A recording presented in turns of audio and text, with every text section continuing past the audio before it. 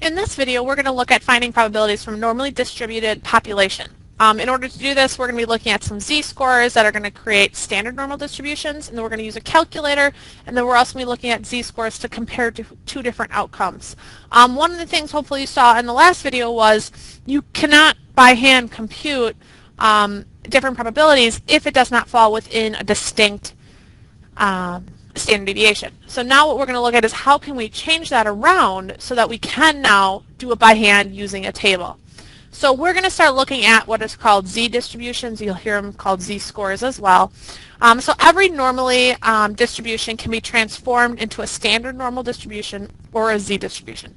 Using that transformation, z equals x minus the mean divided by its standard deviation.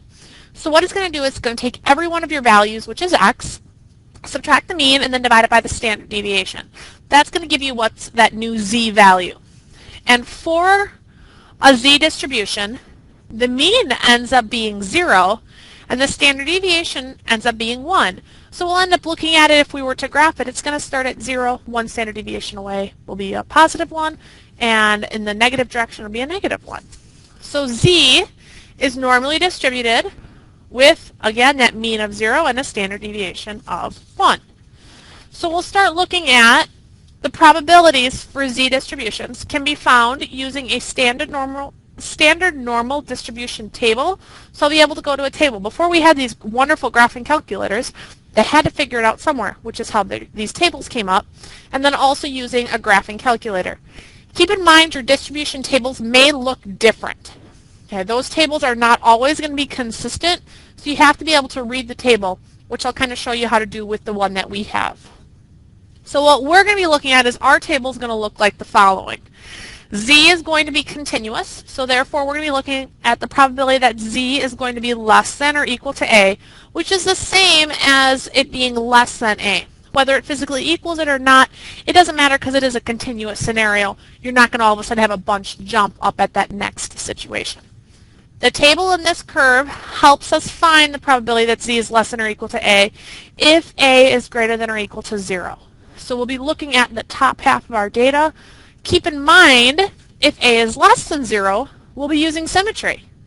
So we'll be looking at the symmetry of it. Okay, now it falls below this, this is this. So you'll be subtracting it from 1, keeping in mind that the sum of all of that shaded region underneath there equals 1. So we'll get to do a lot of symmetry pieces. I highly, highly recommend that you draw the picture of what you're physically trying to find to help yourself so you know when you're subtracting it from 1. When do you have to make it positive? What exactly are you finding? All of those different features. The other thing that we'll do is we'll give you two values, and you'll have to find the probability between those two values by finding two different z-scores. This is a table that we're going to work with. I know it's kind of large. But it's starting off with, here's this A value, and I'm finding the probability from A down. So somehow or another you have to know that. You have this in your packets, so you'll be able to take a look at your table. So if you have a no calculator part of your test, it's going to be part of it.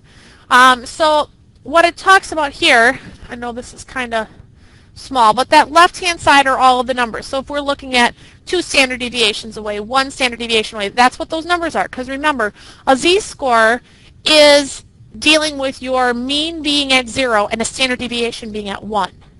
So once we hit 1, you're finding from that value down. So 1.0 is 84.13% of the data falls from that upper 1 standard deviation all the way down to the end. Versus if I was looking at 1.25, 1 1/4 standard deviations away, I start with 1.2, and then here is the 5, so that's 1.25. Find where they intersect. 1.25 standard deviations is 0.8944. So that's kind of how you work with the table.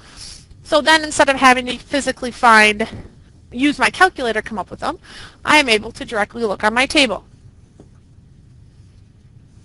So if we're going to look at our graphing calculator, this one's a little bit different. Same type of thing as we looked in the last piece of this. If I'm looking at whether it's less than or equal to or just less than, again, less than, we're going to use the top one. So it goes from a normal CDF of negative E99 comma A. I'm going to flip this this around so I don't have both of them. This negative E99, that's like negative infinity. You have to put a really, really, really small number in there. So a negative something or another. That's pretty big. Okay, or I guess I should say really small. If I want it to be greater than or equal to it, so this case is less than or equal to some value on down. Again, using our calculator, I can put any kind of numbers in there. In the next one, if I want it to be greater than or equal to it, I'm starting at a value and I'm going up. So now the E99, that's positive infinity. So I can give it a starting value and then a stopping value. But that E99, that negative E99, that's saying, hey, I'm going all the way on up. I'm going all the way up to infinity. Versus if I'm saying, okay, from here to here is just the starting value, the ending value, and that'll find something along the lines of this region inside there. So if we have our calculator, I can just do my normal CDF, my first number, comma, my second number. Again, this has to be standard normal, so these are Z values I am taking a look at, my Z-score values. So if I'm doing this, I can just directly plug those into my calculator. Now, let's say we don't have a calculator. I have to do this without a calculator. I'm giving you your Z values. So now I'm looking at, okay, Z has to be less than or equal to 1.5. So here's my graph.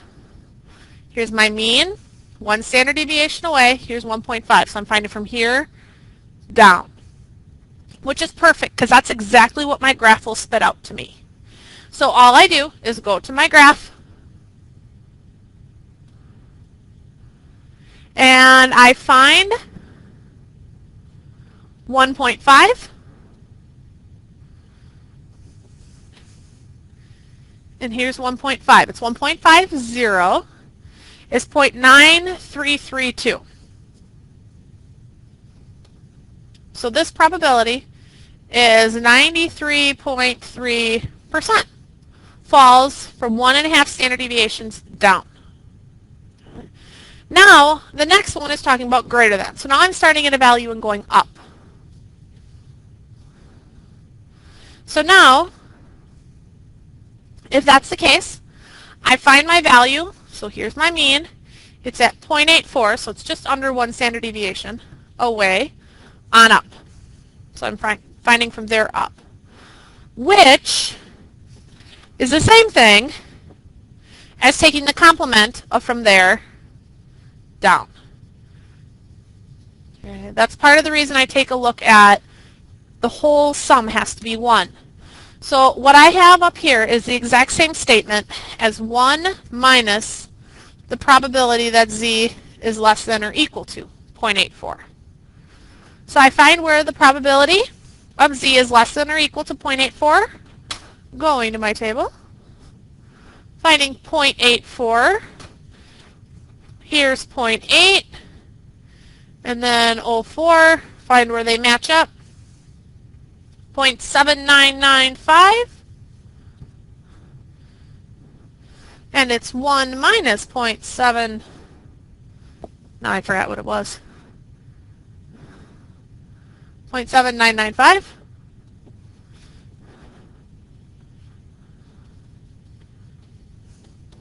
And when I subtract those two values, I end up getting about 0.201. So the probability that it's going to be in this black region greater than 0.84 is 0.201, or about 20.1%. And then I can also find it between two values. Again, this is all dealing with without using your calculator. You could directly plug these into your calculator using the normal CDF, number, comma, number, and those will spit them out as well for you. So now what I have to look at, this one gets a little bit more complex by hand, so draw your picture carefully. So keep in mind we've got this mean in the middle. I want less than 1 standard deviation away, and then in the negative direction as well. So I'm looking at this region. This is the part I want. Okay. So if you can think about this, what you're truly going to have to do is you are going to have to find from this region all the way down. Because remember, it finds from that value all the way down. And then, so I'm going to get all of that information, which is more than 50% because it's greater than the mean. But then I'm going to have to find from this standard deviation down, because that's the part I don't want.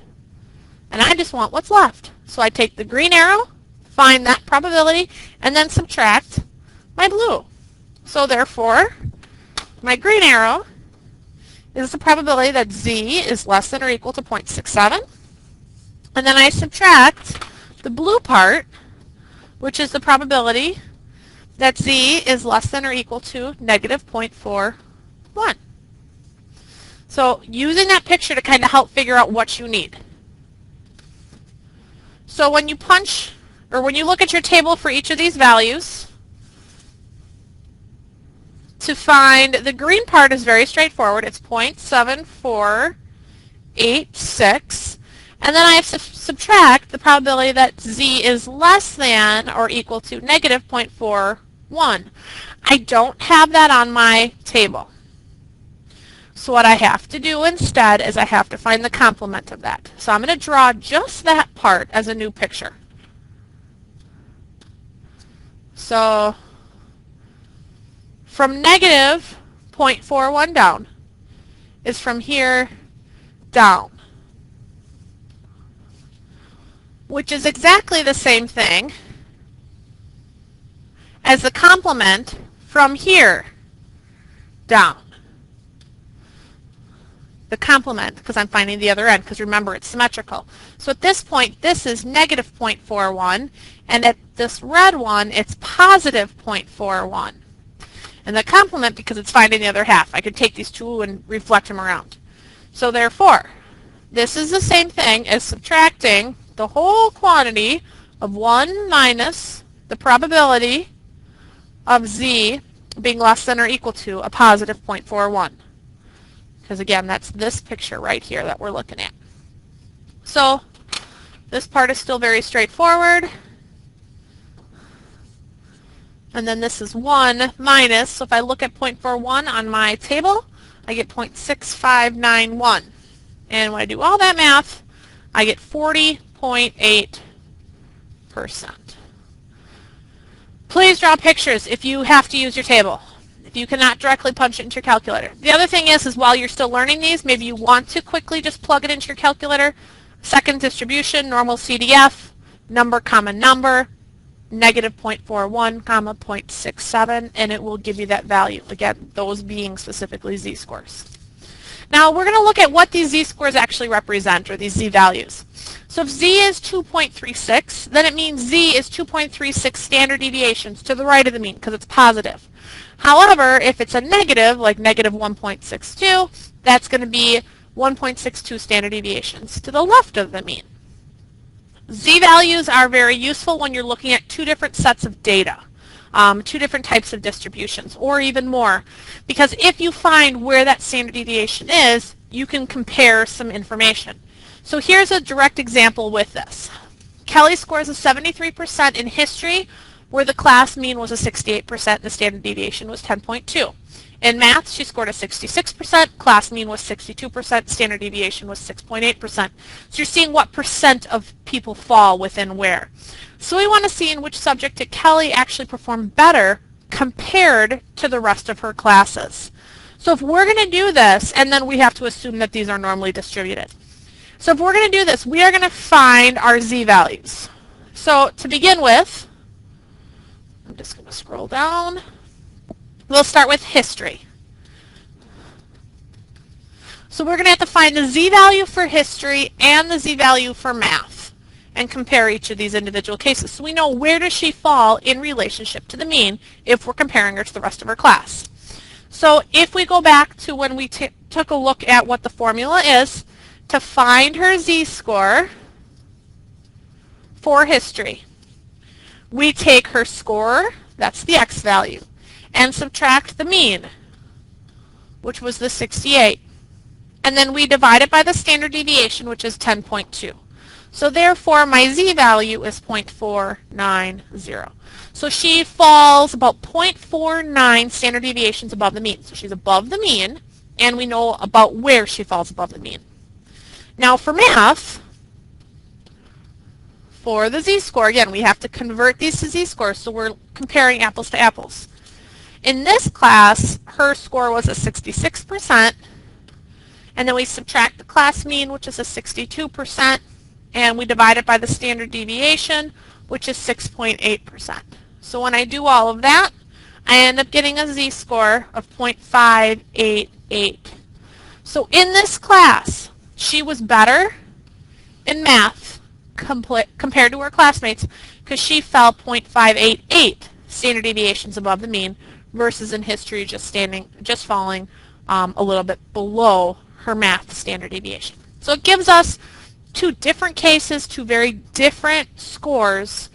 We can see where she falls again with relationship to everybody. So if we are going to be looking at standardizing normal distributions, to find the probability, we have to convert the x values to z values using the z-score equals the value minus the mean divided by the standard deviation. And then what you're going to do is you're going to sketch a standard normal curve and then shade in that required region so you know where you're looking at. Lastly, you're going to use the table or your calculator then to find those specific probabilities. So here's an example. X is a normal variable with a mean of 62, standard deviation of 7.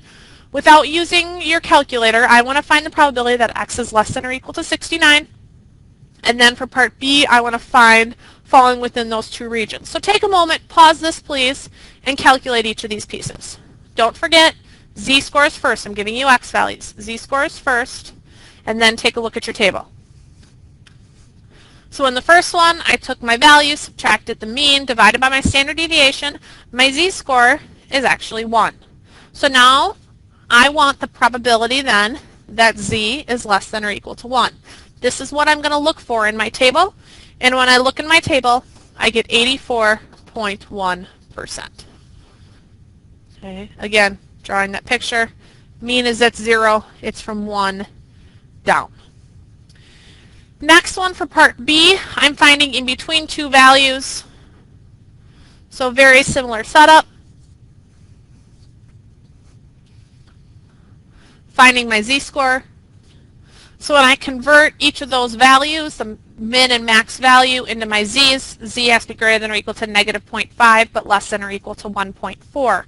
So I have to find this in between region. This looks very similar to the previous problem that we did just a little bit ago. So I have to find from here down, so maybe I'll do the whole arrow, from here all the way down. And then I have to get rid of the part I don't want, which is from here all the way down.